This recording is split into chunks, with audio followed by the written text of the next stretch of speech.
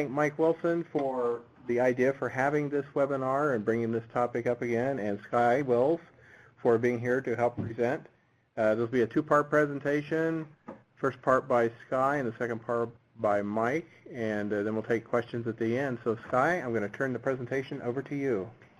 Okay, thanks, Sean. So this is a presentation requested by Mike Wilson for some background information about what's happened with RaCA lately, where we are, and where we can go from here. So what I'm going to present today is something I put together a couple months ago for a presentation and updated for a presentation next week. So it may not be targeted exactly. Most of us know the background information. Some of us may not care about these details particularly, but hopefully this will let us know where we are and get the conversation started. So rapid carbon assessment was meant to take a one-time baseline estimate of carbon stocks across the conterminous U.S. or CONUS.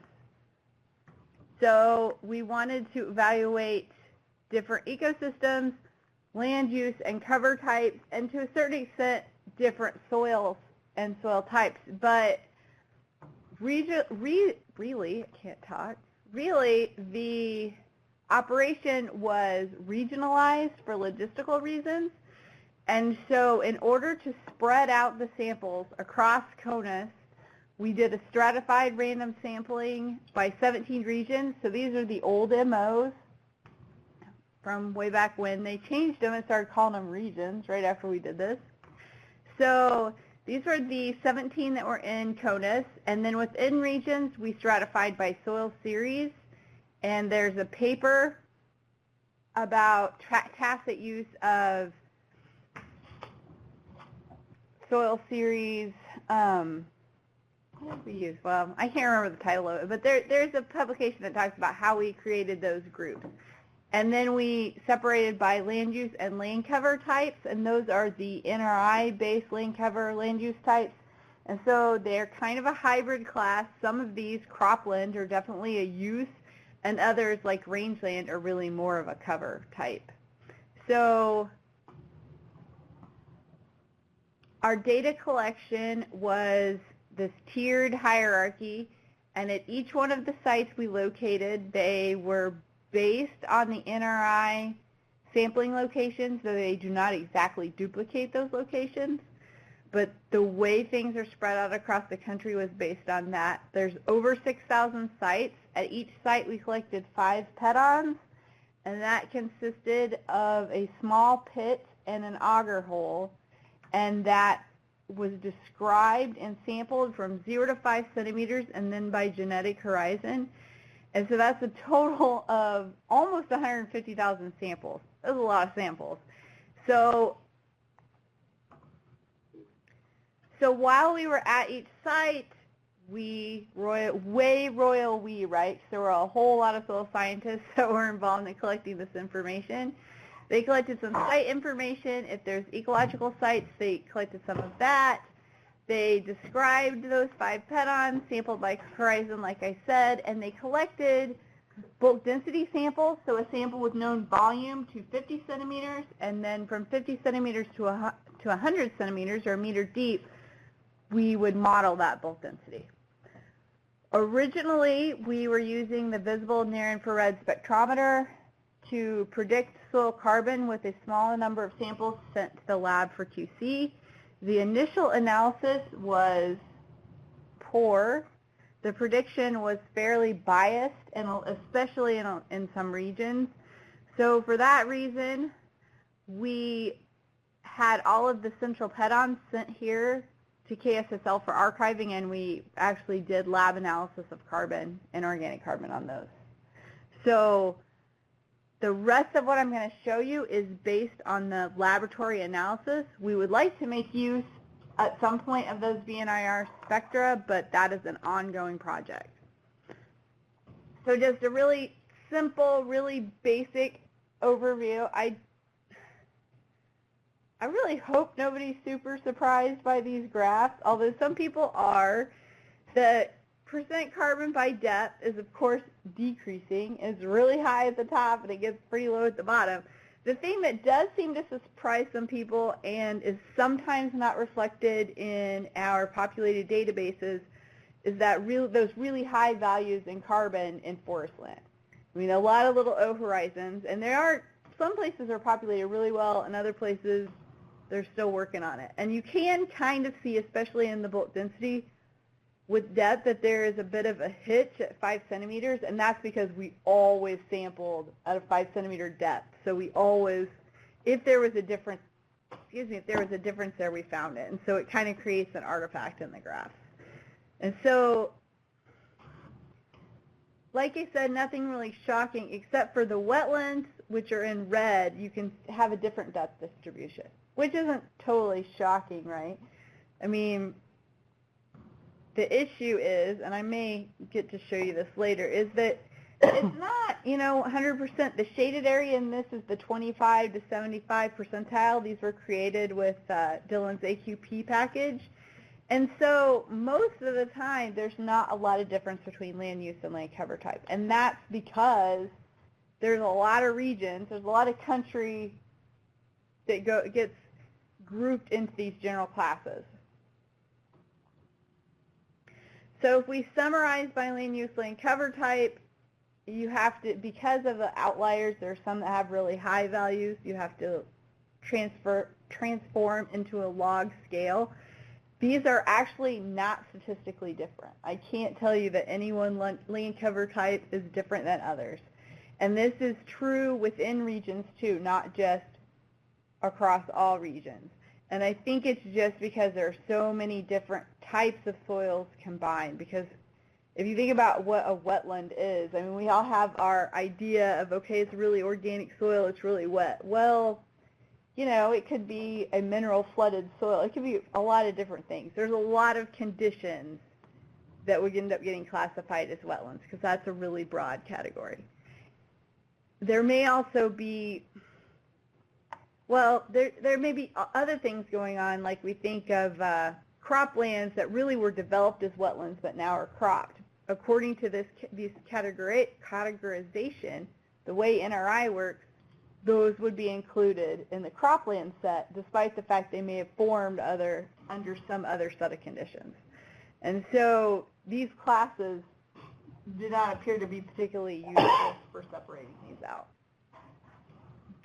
So when we stack these to figure out which depth increments have the most amount of carbon, so looking at a straight up average across all pedons taken for each of these. There are a lot more in wetlands. I didn't put the error bars on here because the wetland error bars go absolutely crazy and you can't see anything else.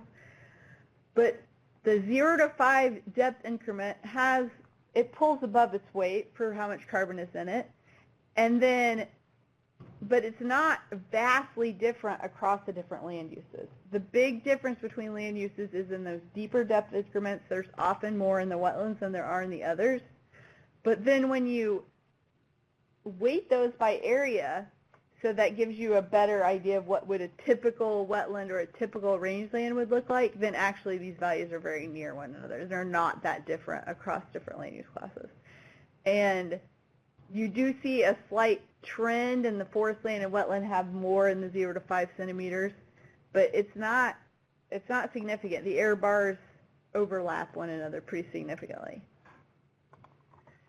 So when we look at a regional basis, and we average all of those, and these are area weighted within each region, this follows pretty much exactly what you would expect, right? What part of the country do you think should have the most carbon stocks? The wet, cold parts. Which part should have the lowest carbon stocks? The hot, dry parts. So we're not finding out. There's nothing shocking about this, and I guess in some sense it's a sanity check, right? These are the places we would expect. This is the relationships we would expect to see.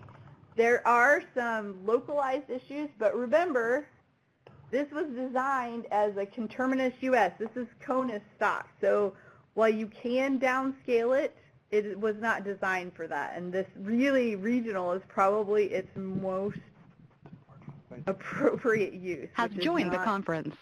Not necessarily what people want to hear. Okay.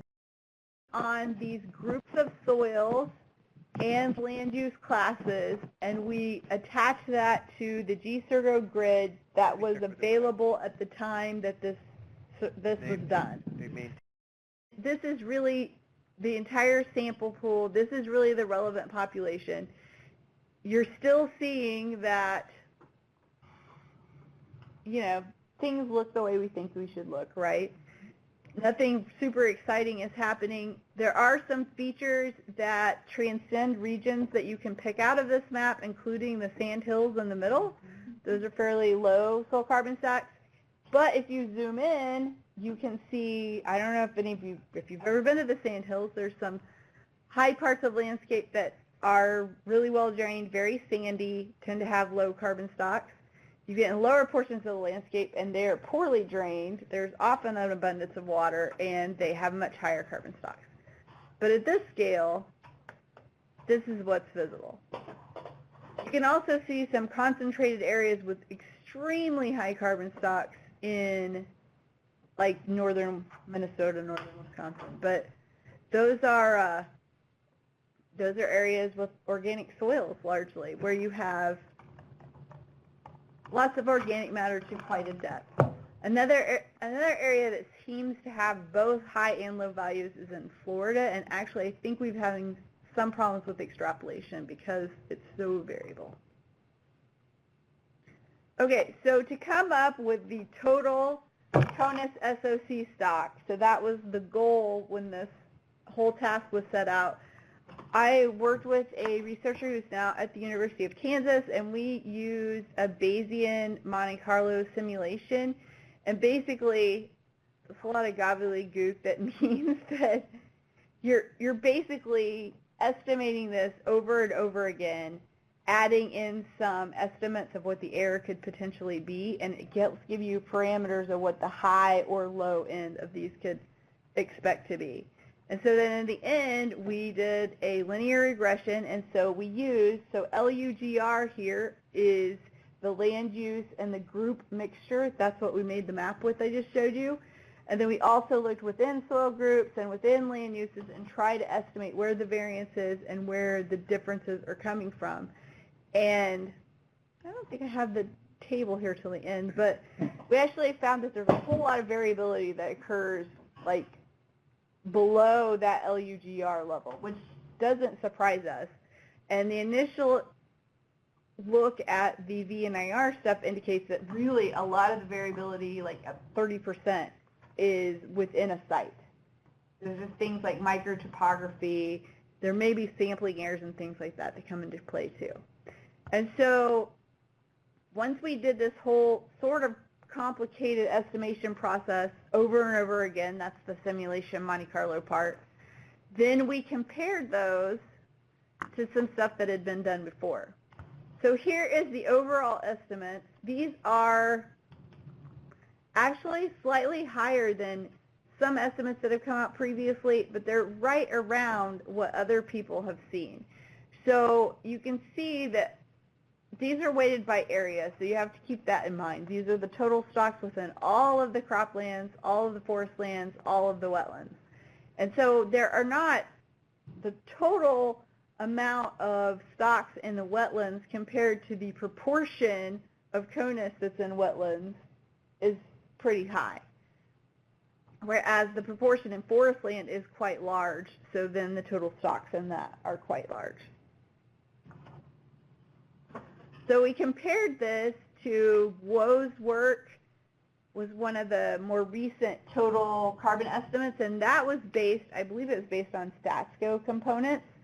And so we used their original estimates, so that old is their original estimates that they put together. And they put some boundaries on what they thought the high and low values were based on component percentages and based in the polygons of the StatsCo. And so they came up with the red X. I don't know if you can see it there, but it's actually pretty close to what we came up with in the new. We just very much narrowed what the prediction was, and we can give a better probability of what we think the value is. That new-old hybrid, we used their same approach in terms of map areas, but we actually used our pedon values to populate that instead of using the values they had available when they did the original map. So pre-conclusion, I guess, since we have multiple presentations today, but so to wrap up the RaCA stuff, there were 6,000 pedons across CONUS. So the SOC stock skewed with a few very high values. That probably doesn't surprise any of us. Most of the carbon occurs within that 5 to 30 centimeter range. Wetlands have the highest stocks, also not earth-shattering. And we are pretty happy with the map we were able to create. We are now working on both some just basic interpolated maps using kriging and things like that, and also using some more sophisticated digital soil mapping techniques to come up with, to fill those holes that we don't actually have samples for, and to make things a little more detailed on smaller scales. And then with our Bayesian linear regression to get to the CONUS stocks, we came up with very similar values to what has been previously estimated, although I will note that that 0 to 30 centimeter estimate is a little higher than has previously been reported. And I think that may have to do with the bulk densities in organic horizons, which is an issue that we are constantly fighting, and there is honestly not particularly good data on. So at this point, I'm going to point to a couple of places where you can get this data. If you Google it, you can find the website. Everything we've done thus far is up on the web, except for that final graph, because we're still documenting that a little better, but everything else is on the website, can be downloaded. All of the R scripts that were used to generate it are there. And then within R, there is a package called SoilDB that does some other things, include interact with NASA's, and there's a fetch RaCA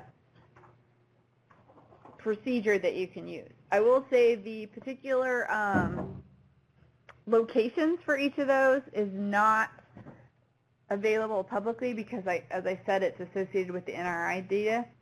But if you have a project plan or need to have those, you can contact me, or I think there's like a RaCA helpline, and we will get that information to you.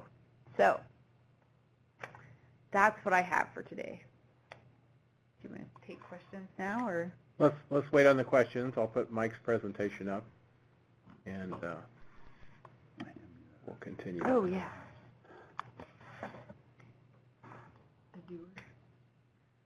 You ready? Good afternoon, everybody. Thank you for tuning in. And as this is the longest day of the year, I guess you had a few extra minutes to kill, so this is why you're tuned here. My presentation is about a online program called USDA CarbonScapes. It has a history that dates back to about 2010, and we want to kind of go through some of that. Right now, the principal, basically the leads on this is Jim Thompson at the University of West Virginia, as well as his colleagues at the West Virginia GIS Center, Kurt Donaldson, Frank, and Manish. Sharon Waltman has been involved over the last few years. She's now retired, but had a large role in terms of where this database or this program went over the last phase that we've been working on. And then right now, myself and Sky are sort of the heir apparents to be the primary NRCS contacts to oversee this project.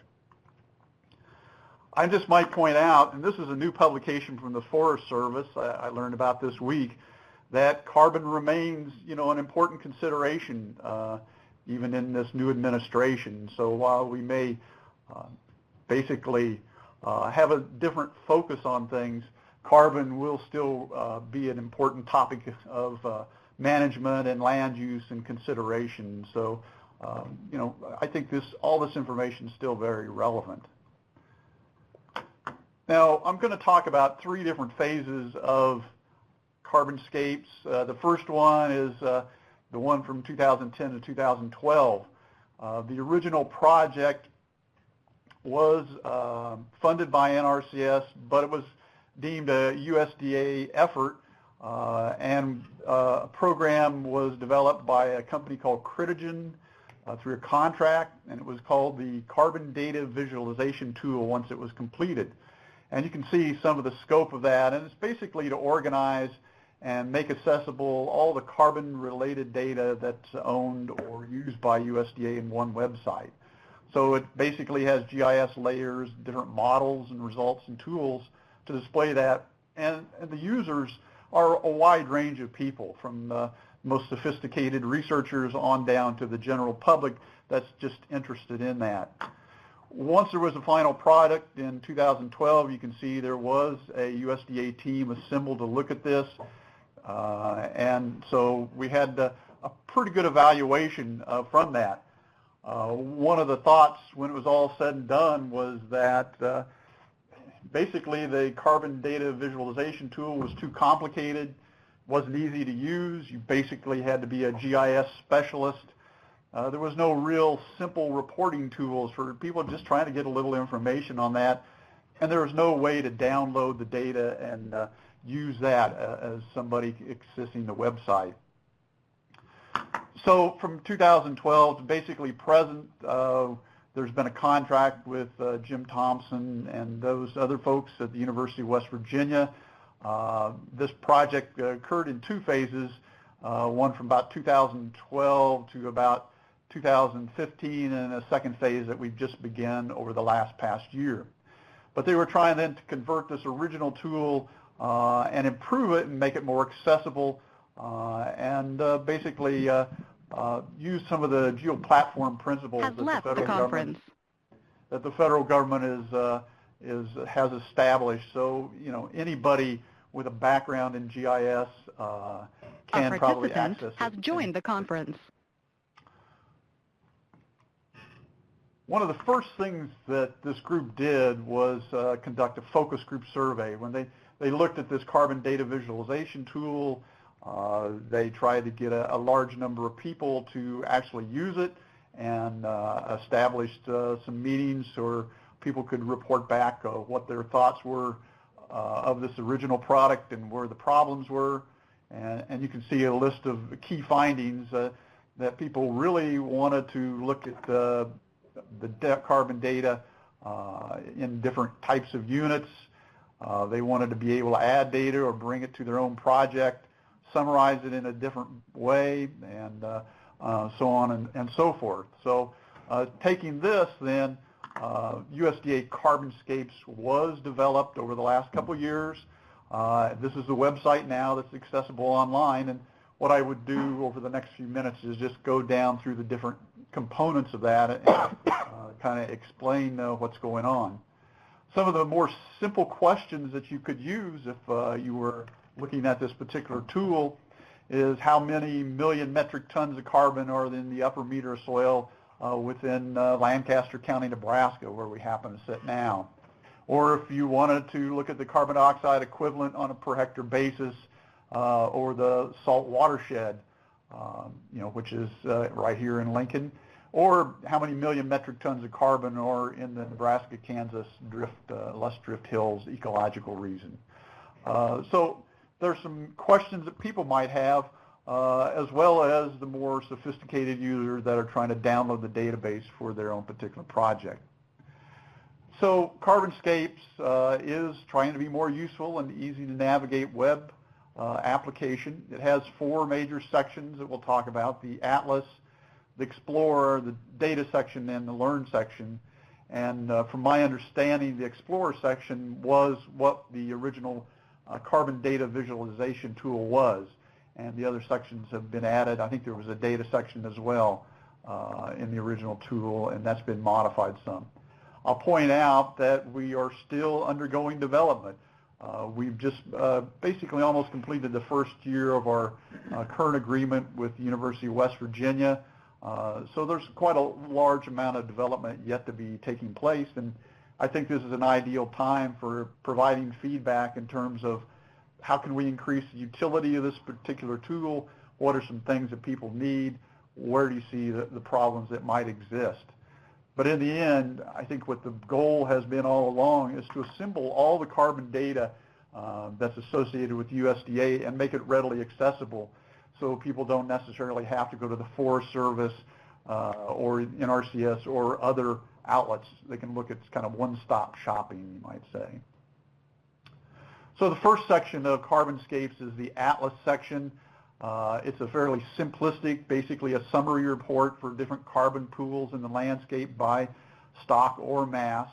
And you can see that there's some numbers on the particular graph. You can see you can access your location by zip code. You can scroll or zoom into the map that way as well. You can select by county, watershed, or ecological regions. There's various carbon pools, and we'll look at that in a second a little closer, either above ground or below ground carbon pools. And then they've created a whole lot of different types of units that you can display that in. And you can either display the data as carbon stock or carbon mass as well. But the Atlas does have 5 carbon pools. The forest above ground and below ground derived from the USDA forest inventory and analysis data from the Forest Service. And then GSERGO data was for the soil layers, and then a summary of total. So in the future, there could be other data sources added to this. I still envision that RaCA might be added to CarbonScapes, and it seems like it'd be a good addition to increase the utility of that particular data set as well. Within Atlas, here's just some examples of the displays. On a countywide basis, you can look at the carbon accumulation to upper 100 centimeters by stock. You can look at it on a watershed basis. These are the Huck 8 watersheds as well, or by ecological regions, which from my understanding is very similar to the MLRA regions that we have in the Explore section of CarbonScapes. If you go in and zero in on any one particular region, county, or whatever, you can see that it will bring up the concentration either in stock or mass of carbon. In this case, it's the ecological region of the less uplands. And I also report in some sort of factoids about that particular carbon stock in that particular location. Now, the Explorer section is really to provide more users, more advanced users with greater in-depth tools to visualize and analyze the carbon models. You can see down on the lower left-hand part of the screen, it has some sort of GIS, basic GIS ARC map, or the different types of tools that would go with the normal GIS tools. And so this is basically presenting a broader view of all the inventory data as well as models and such that are available within this data or this website. Here's just an example going in and looking at the carbon concentration in the upper 100 centimeters by the Huck 8 watersheds. You can look at a broad scale map or zero in a little closer in any one particular area. It will actually report back the carbon stocks by the color scheme and such. And so you can get quite a bit of information in the Explorer if you would choose. You can zoom in to any one particular area and then actually copy that graphic out and then email it to yourself or somebody else in order to better see this and preserve that as an example.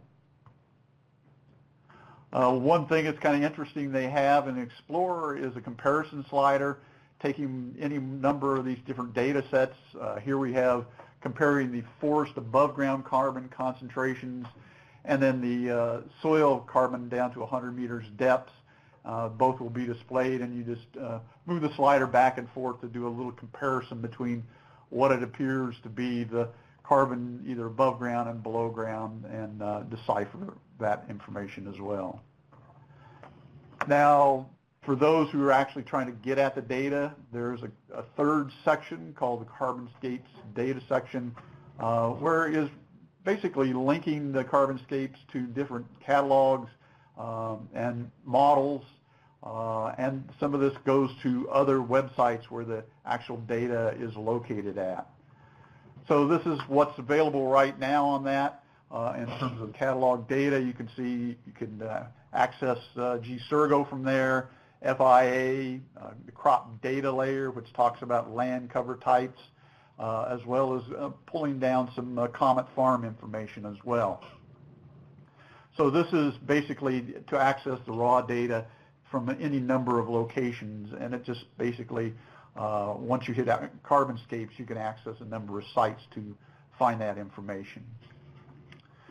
And the fourth section is the Learn More section. It's for people that basically don't know that much about carbon and how it cycles through the, the Earth's atmosphere as well as the soils and plants. There's all sorts of information, and I can see this being added to a greater degree over time, and a lot more utility for those that are trying to learn some information and gather some knowledge about what carbon is and how it functions through the Earth's ecosystems. One thing that's happened over the last couple of years is we now have CarbonScapes loaded on the U.S. Climate Resilience Toolkit. This was something that was created about 2 or 3 years ago that basically assembles a lot of the climatic data across the United States, and CarbonScapes is now part of that as well. So if you get into the Resilience Toolkit, you can locate it there. And so this is just to kind of wrap up and summarize. You can see that the CarbonScapes has basically evolved over time.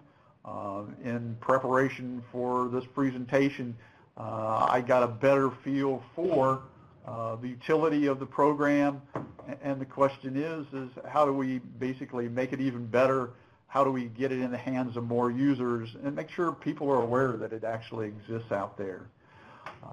So with that, I will close out, and we can entertain any questions about RaCA or CarbonScapes.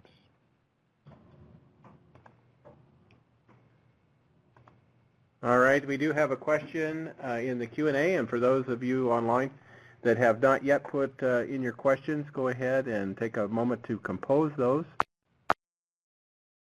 The general question, in the future, are there any plans to address carbon deposits below 1 meter? Thinking of 2 particular pools, typichistosols and bisequal spotosols that range to well below 2 meters. Well, we should. There are no particular plans at the moment, but I think that looking at work being done internationally and within the U.S., it's clear that to really get a handle on those carbon stocks and to really understand the extent to which the total stocks are being driven by peats and organics, and usually in wetlands or poorly drained soils, you have to go below 1 meter. A pretty good example of that is in the Bay Delta of California. If we measure carbon stocks to 1 meter right now, they look pretty good. Actually, they're really high because they have a relatively high bulk density for organic soils. But if we were to go back in 10, 20 years, they would probably still look about the same, despite the fact you may have lost a lot of organic material in between. So by only going to 1 meter, we totally blinded ourselves to what's really going on in the ecosystem. So I hope that we get a chance to do that. We should be doing that, but I don't know of any efforts right now. I don't know. Well, I think from our, ongoing characterization program within, the soil survey, we have gathered quite a bit of data on that, but it's maybe in terms of summarizing a lot of that and making available, we might say that it's limited. But as somebody that sampled out in the California Delta on 2 or 3 different occasions, they have done quite a bit of sampling and going down to at least 2 meters in depth on some of those. But there is some data being gathered, probably on some of these studies like with RaCA, where a large number of samples are being collected, as probably even the EPA wetlands inventory. It's more difficult to go down to some of these greater depths. It takes a lot more time per site than people maybe want to give it the attention to. It's hard because it doesn't really fit in our current sampling framework very well. to go below 2 meters. So the next question is for RaCA. Can you tell me more about the Finescale mapping efforts that are ongoing? Where can we go for more info? So I would encourage you to look at the website, the RaCA website, that'll tell you a little bit more information about what's going on. We are working on doing that at the moment. I don't really have details. If you really want to know what methods we're using, email me and I'll tell you about it. But a key hang-up has been that we don't have a good way to share these large spatial files. So we're kind of trying to work that out so that people can see that in the future. So I don't have a ton of information to share right now. I have a question. You broke this out by land use, land cover. Could it be broken out also further by, say, soil moisture or soil temperature regimes or not? Well, as we go forward, I don't know if you guys online heard that, but it was about the, could we also break things by soil temperature and moisture regime? And in thinking about digital soil mapping, we will for sure do that, and we have looked at it. And honestly, those are also so broad that it doesn't do you a ton of good. That things are really seem to be driven by moisture stuff at a topographic, like landscape, hill slope scale dynamics. I mean, the big easy stuff we have to plug into it is not that helpful. So we need the hard stuff. So we need a 10-meter LiDAR for the whole country, and we'd really be in business. Let me see if I can bring Sharon in on some of this.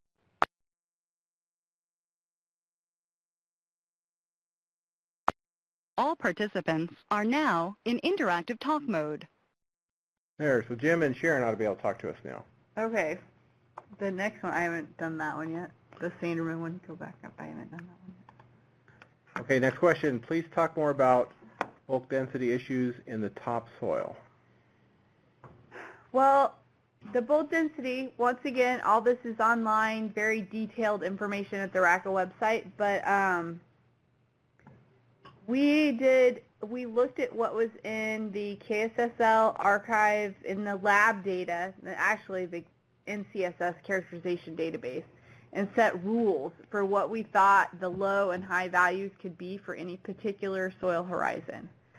But there are a couple problems with that. One is that we aren't always the best at field indicating which type of horizon. Should it be an O? Should it be an A? But usually we over-prescribe O's. I mean, that's my experience. I don't know how universal that is. So there may be cases where we collected poor information or thought it was poor information and threw it out because we didn't have it in our databases previously, but in reality, it's what was there.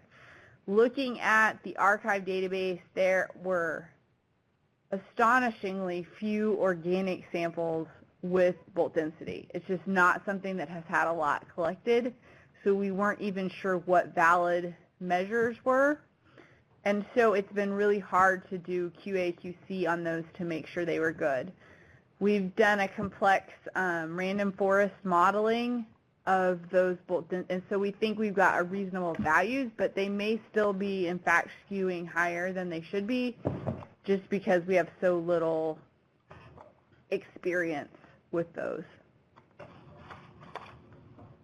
can go on now. Okay, next question. Why is the use of central RaCA sites as component pedons discouraged? Well, this is going to depend on where you are in the country, but the typical reason is because they were randomly located. They were not located as representative of anything in particular. They were set up through this hierarchical random nested system. So they represent a portion of CONUS very well. They do not necessarily represent a portion of a component well. But I mean, in my view, if you think they're valid and they represent something you're after, then you can use them. I just wouldn't use them without thinking through what they represent. All right, next question. Can we obtain carbon data for specific sites whose landowners requested it when we sampled? Yes, send me an email. We'll get that to you. Any thoughts on sampling cropland carbon under soil health management versus conventional? Well, we've been trying to do that through DSP program for 10 years now. So, yeah, actually there are some things in the works. I don't know how much I can talk about some of them right now, but we are trying to actually get some agreements to do new soil health methods that have been proposed under different management systems, very much following the guidance that's in the Soil Change Guide and now in the Soil Survey Manual, Chapter 9. So, yeah, so there are efforts. It's just hard to work it into our normal soil survey activities. Jim and Sharon, I've got the phone set so you can talk to us now. Anything you'd like to add?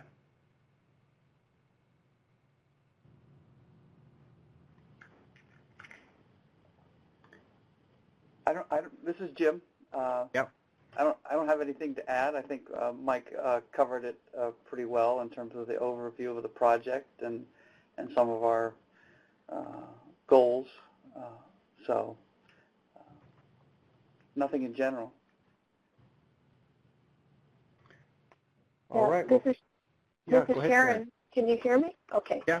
I was just going to suggest that some of the ArcGIS online and portal type applications that we are beginning to make use of in the CarbonScapes perhaps could provide a solution for Sky and sharing those large data sets too, as long as they're GIS data. So that's something to look into maybe in the future. You can protect the data pretty well now. So.